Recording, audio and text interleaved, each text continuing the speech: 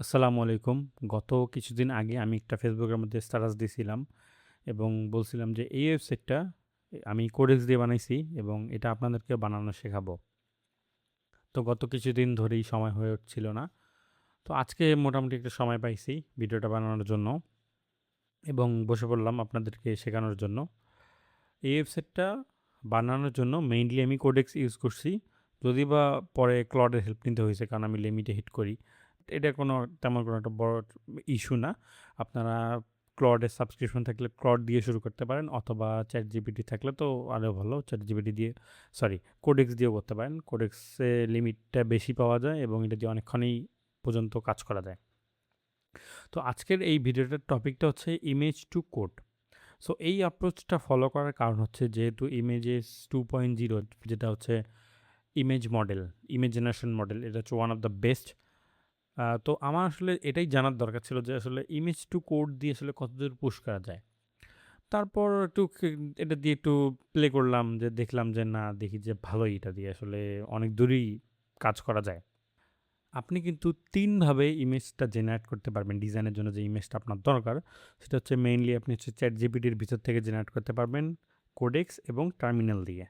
So এই ৩ টার মধ্যে এবার কিছু তফাৎ আছে। সেটা হচ্ছে আপনি যদি ChatGPT দিয়ে ইমেজ জেনারেট করেন, তাহলে কিন্তু আপনি রেজাল্ট ভালো পাবেন, কিন্তু রেজোলিউশনটা বেশি পাবেন না।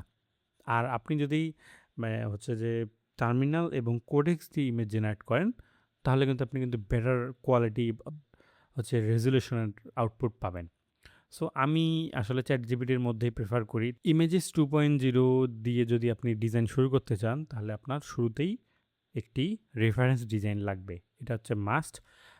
অথবা আপনি প্রম্পট দিয়েও লিখতে পারেন যদি আপনার সময় থাকে বা আপনি যদি সেভাবে এক্সপ্লেইন করতে পারেন।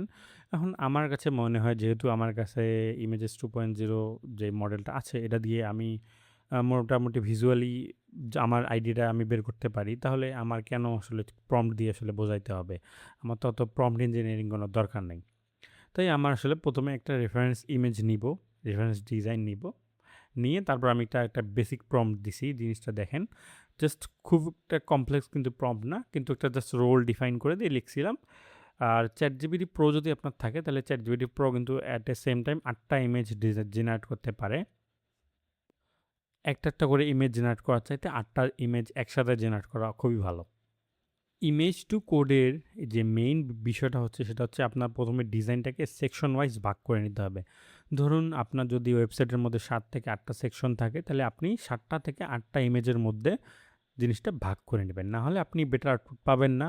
আপনার যদি অবশ্যই ভালো আউটপুট, পছন্দ মতো আউটপুটের দরকার হয়, তাহলে অবশ্যই আপনাকে ইমেজগুলো ভাগ করে নিতে হবে। এই কাজটা কিন্তু আপনি টার্মিনালের ভিতর দিয়েও করতে পারবেন। আমি কিন্তু আগেই বলছিলাম যে আসলে টার্মিনাল দিয়ে করলে ভালো রেজোলিউশন পাবেন। কিন্তু ChatGPT দেখেন রেজোলিউশন কম, অথচ আপনি যদি সেম কাজটা টার্মিনালে করেন, তাহলে কিন্তু আপনি হাই কোয়ালিটি রেজাল্ট পাবেন। কিন্তু ChatGPT-তে করার কিন্তু অবশ্যই সুবিধা আছে। আপনি প্রম্পট দিলে যে পারফেক্ট রেজাল্ট পাবেন এমন না। আপনাকে কিন্তু কন্টিনিউয়াসলি ইটারেট করতে হবে। যেমন আমি এখানে একটা ইমেজ সিলেক্ট করলাম। ধরুন এই যে হিরো ইমেজটা সিলেক্ট করলাম এবং এখানে একটা টেক্সট ফিল্ড পাই এবং ইমেজ থেকে আমি যদি এখানের মধ্যে কোনো কিছু লিখি বা কোনো যদি এডিট করার মন চায়, আমি যেখানে লিখি, তাহলে এটা ইমেজ থেকে ব্রাঞ্চ হয়ে আবার একটা কিছু জেনারেট হয়, যেটা কিন্তু টার্মিনালে কিন্তু হয় না। আমি এভাবে এডিটিং করতে থাকি যতক্ষণ না পর্যন্ত আমার মন মতো জিনিসটা হচ্ছে, এবং যখন আমি আমার ডিজায়ার জিনিসটা ফাইনালি পাই এবং আমি সেটাকে ChatGPT-র ভিতরেই আরও হাই কোয়ালিটিতে কনভার্ট করে নেই। নিয়ে আমি আসলে ওটাকে কোডে ট্রান্সফার করি। কিন্তু কিন্তু আপনি যদি সেম কাজটা টার্মিনালের ভিতরে করেন, তাহলে এটার কোয়ালিটি কিন্তু আরও বেটার হবে। এই যে দেখেন, টার্মিনালের ভিতরে কিন্তু আমি সেম রেফারেন্স ডিজাইনটা ইউজ করছি এবং সেম প্রম্পট। আউটপুট কি পাইছি দেখবেন? এই যে দাঁড়ান, আমি আসলে এই ইমেজগুলো না একটা ফোল্ডারের ভিতরে থাকে, এটা আসলে বের করতে হয়। আমি আপনাদেরকে বের করে দেখাচ্ছি। আচ্ছা, এখানে মধ্যে আপনারা ২ টা ফোল্ডার দেখতে পাচ্ছি। এটা হয়তো আমি আগে কোনো এক সময় জেনারেট করে রাখছিলাম। এটা জাস্ট একটা প্রম্পট দিয়ে জেনারেট করছিলাম, একটা স্কিল সহ। তাই একটু হয়তোবা AI স্লপ লাগতে পারে। আচ্ছা, এটা আমরা থেকে বের হয়ে আমরা আসলে আমাদের প্রজেক্টে চলে যাই। এই যে দেখুন, কোয়ালিটিটা দেখুন, এটার দেখুন এবং ChatGPT-র কোয়ালিটি দেখুন, তাহলেই বুঝতে পারবেন যে আসলে টার্মিনালে কোডেক্স ইউজ করলে আপনি কিন্তু হাই কোয়ালিটি ইমেজ জেনারেট করতে পারবেন। কিন্তু আই প্রেফার ChatGPT বিকজ সেখানের মধ্যে ইটারেট করা আমার জন্য ইজি। যেহেতু আমি একটা প্রম্পট দিয়েই আমি মানে ইমেজটা সিলেক্ট করব না, কারণ আমার আরও রিফাইন করতে থাকবো যতক্ষণ আমার মন মতো হয়, তাই আমি ChatGPTর ইমেজ জেনারেশনটাই আমি প্রেফার করি, এবং এটাই হচ্ছে ডিফারেন্স। এবং ইটারেট করার পর আপনি যখন ফাইনাল কনক্লুশনে আসবেন, লাইক আপনার মন মতো একটা রেজাল্ট পেয়ে যাবেন, তারপর কিন্তু আপনার একটা কোড এডিটর লাগবে। আপনি চাইলে এটা টার্মিনাল দিয়েও করতে পারেন, অথবা ক্লড বা কোডেক্সের অ্যাপ দিয়েও করতে পারবেন। কিন্তু কোড এডিটর অনেক সময় অনেক হ্যান্ডি এবং কাজে লাগে। সেটা ধরুন যে হচ্ছে আপনার কোনো ফন্টের 1 পিক্সেল এদিক ওদিক করা লাগলো, বা ব্যাকগ্রাউন্ডের কালার চেঞ্জ করা লাগবে, এরকম অনেক সিচুয়েশনে কিন্তু আপনি পড়বেন। তো এখন এই সিম্পল কাজগুলো করার জন্য কি আপনি একটা প্রম্পট লিখবেন, টোকেন খরচ করবেন? এটার কোনো মানে হয় না। আপনি যদি কোডিংয়ের বেসিকটা জানেন, তাহলে আপনি কোড এডিটরের ভিতর থেকেই কিন্তু এই সাধারণ যে চেঞ্জগুলো আছে এগুলো করতে পারবেন। তাই আমি আমার ফেসবুক পোস্টে কিন্তু বলি বারবার যে কোডিং বা ফ্রন্ট এন্ডের ফান্ডামেন্টালসগুলো কিন্তু শিখে নেওয়া উচিত। এটা কিন্তু কাজে লাগবে। যেহেতু এআই এর যুগ এখন, তাই এগুলো শিখে নেওয়াই ভালো। কোড এডিটর হিসেবে কিন্তু আমি জেড ইউজ করি, কারণ আমার জন্য যা দরকার আমি এখানেই পেয়ে যাই। আগে ভিএস কোড ইউজ করতাম, এখন আর করি না। জেড অনেক ফাস্ট, আপনারা ইউজ করলেই বুঝতে পারবেন, এবং এটা ম্যাকের নেটিভ এবং রাস্ট দিয়ে বানানো। তো খুবই ভালো লাগে ইউজ করতে আমার। তো জেডে আপনি কয়েকভাবেই কাজ করতে পারবেন, লাইক টার্মিনাল দিয়েও করতে পারবেন, আবার কোডেক্স এজেন্ট দিয়েও কাজ করতে পারবেন। আমি এখানে ক্লড আর কোডেক্স সিএলআই ইনস্টল করে রাখছি, কারণ এই দুটোই আমি ইউজ করি মেইনলি। আপনি চাইলে এখানে ওপেন রাউটের এপিআই দিয়ে ফ্রি মডেল রান করতে পারবেন। এনিওয়ে এটা আমাদের মেইন কনসার্ন না। আপনি কোডেক্স ওপেন করবেন বা ক্লড, তারপর আপনি আপনার যে ডিজাইনটা আছে, যেটা আপনি ইমেজেস 2.0 দিয়ে জেনারেট করেছেন, সেই ইমেজটা নেবেন, নিয়ে আপনি এখান থেকে পেস্ট করে দিবেন। এখন এই ইমেজটে কোডে কনভার্ট করার জন্য আমরা একটা স্কিল ইউজ করব। এই স্কিলটা আমি ইউজ করি, তার কারণ হচ্ছে এটা দিয়ে যদি আমি যে মানে ইমেজ থেকে কোডটা জেনারেট করি, এটা কিন্তু আমি একটা ভালো একটা আউটপুট পাই। তাই আমি এটা ইউজ করার জন্য রেকমেন্ড করি।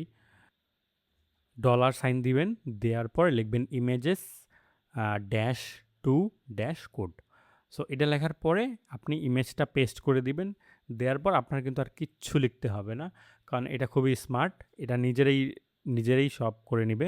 কিন্তু আপনাদেরকে একটা জিনিস লেখা রাখবে, সেটা হচ্ছে build this using react and next JS. না হলে এটা ডিফল্টভাবে কিন্তু HTML এ জেনারেট করবে, জাস্ট সিঙ্গেল একটা HTML ফাইল। আপনাদের যদি এই স্কিলটা লাগে, তাহলে আপনারা কমেন্ট করুন, স্কিল লিখে আমি আপনাদের ইনবক্সে পাঠিয়ে দিব। না হলে তো আপনারা কমেন্ট করবেন না, শেয়ারও করবেন না, লাইকও দিবেন না, আমি জানি আপনাদেরকে খুব ভালো করে। তারপর যখন আপনি এই স্কিলটা দিয়ে, ইমেজটা দিয়ে তখন লিখবেন যে build this using next JS and react, তখন এটা কিন্তু ওর কাজ শুরু করে দেবে, এবং আপনার কিছুক্ষণ অপেক্ষা করার পর দেখবেন আপনাদের ইমেজকে সে কোডে কনভার্ট করে দিছে।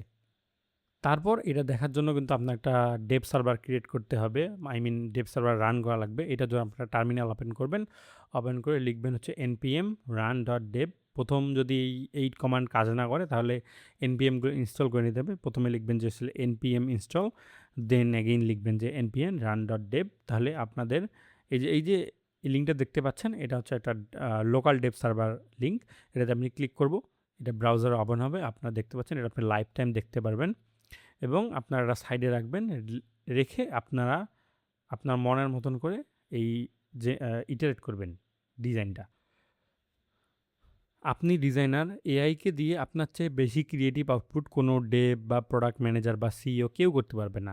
তাদের যেটা মিসিং সেটা আপনার কাছে আগে থেকেই আছে, সেটা হচ্ছে টেস্ট। সো আপনার টেস্ট অনুযায়ী রিফাইন করতে থাকবেন। যখন দেখবেন রেজাল্ট আপনার ভালো মনে হচ্ছে, তখন আপনি সেকেন্ড সেকশনে যাবেন। এইভাবে সেকেন্ড সেকশন, দেন থার্ড, তারপর এইভাবে লাস্ট পর্যন্ত যাবেন, ফুডার পর্যন্ত। কোডেক্স অ্যাপে কিন্তু ভিজুয়াল এডিটিংয়ের অপশন আছে, কিন্তু আপনি জেড ইউজ করলে সেই জিনিসটা পাবেন না। কিন্তু না পেলে যে আপনি ইউজ করবেন না, তা তো হয় না। তাই এখানে আমরা আরেকটা এনপিএম স্কিল ইউজ করব, সেটা হচ্ছে এজেন্টেশন। এটা হচ্ছে বেনজি টেলর নামে একজন ক্রিয়েট করছিল। খুবই ক্রিয়েটিভ একজন পার্সন, বর্তমানে টুইটারে ডিজাইন ইঞ্জিনিয়ার রোলে জব করছে, বেশি দিন হয়নি জবে ঢোকার। এই স্কিলটা অ্যাড করার পর আপনি এখানে ভিজুয়ালি এডিট করতে পারবেন। এই স্কিলে শুধু রিয়েক্টেই কাজ করবে, অন্য কিছুতে কাজ করে না, লাইক HTML অর CSS। তো এই স্কিলের সুবিধা হলো আপনি মাল্টিপল কমেন্ট করবেন। ধরুন আমি এখানে একটা কমেন্ট করলাম, তারপর কপি করে কোডেক্সে পেস্ট করে দিলাম। তারপর দেখবেন যেখানে কমেন্ট করছেন ওইখানেই কাজ হবে। খুবই ইউজফুল একটা স্কিল। খুবই ইম্পর্টেন্ট একটা কথা। এই ভুলটা মেবি সবাই করে যে শুরুতেই পুরো ওয়েবসাইটটা একটা প্রম্পট বা একেবারেই বানিয়ে ফেলে। কিন্তু এটা একটা ব্যাড প্র্যাকটিস। আপনারা যদি একটা ওয়েবসাইটের সেকশন ওয়াইজ আলাদা করেন লাইক ৭, ৮ বা তারও বেশি, তারপর একটা সেকশন ইমপ্লিমেন্ট করে যাবেন কোডে। বেস্ট রেজাল্ট পাবেন, কোনো কিছুই ব্রেকও হবে না। কোড নিয়ে আজকে ইন ডেপথে যাব না। নেক্সট ভিডিওতে কোড না জেনেও কিছু বেসিক জিনিস দিয়ে আপনি ওয়েবসাইট বানাতে পারবেন সেই ব্যাপারে বলবো। সো নেক্সট ভিডিওর জন্য ওয়েট করবেন। এবং আপনি যখন পুরোটাই এভাবে বিল্ড করবেন, তারপর আপনি এখানে অ্যানিমেশনের জন্য জিস্যাপ বা ফ্রেমার মোশন অ্যাড করতে পারেন। স্মুথ স্ক্রলের জন্য লেনিস অ্যাড করতে পারেন। লেনিস আমার খুব একটা পছন্দ না, কিন্তু অ্যানিমেশনের জন্য বা ইফেক্টের জন্য ফ্রেমার মোশন বেস্ট। সো আপনি যদি অ্যানিমেশনে একটু নলেজ রাখেন, তাহলে ওইভাবে আপনার মন মতো অ্যানিমেশন অ্যাড করতে পারবেন। এভাবেই পুরো ওয়েবসাইটটা বানিয়ে ফেলবেন। এটাই মূলত image to code approach follow করে ডিজাইনটা কমপ্লিট করে ফেলা। ডিজাইন, টেস্ট, আইডিয়া সব কিন্তু আপনার নিজের উপর। তাই আপনার মন মতো ইটারেট করতে থাকবেন যতক্ষণ না লিমিট শেষ হয়। এখন যদি বলেন এটাকে আপনি লাইভ করবেন কীভাবে? আপনি এখান থেকেই এটাকে লাইভ করতে পারবেন। কোডেক্স বা ক্লডে আগে থেকেই GitHub আর ভার্সেল কানেক্ট করে রাখতে হবে। তারপর GitHub-এ আপনি একটা নিউ রেপো ক্রিয়েট করবেন। লিঙ্ক কপি করে এআইকে দিয়ে বলবেন এটা পুশ করে দাও, সে পুশ করে দেবে। তারপর ভার্সেলে গিয়ে নিজে প্রজেক্ট থেকে কানেক্ট করে দিবেন এবং বিল্ড করে দিলেই আপনার প্রজেক্ট লাইভ। এখানে কাস্টম ডোমেইনও অ্যাড করতে পারবেন। সো এভাবেই এআই দিয়ে কাজ করবেন এবং নিজেকে আপডেটেড রাখবেন। আজকে এতটুকুই।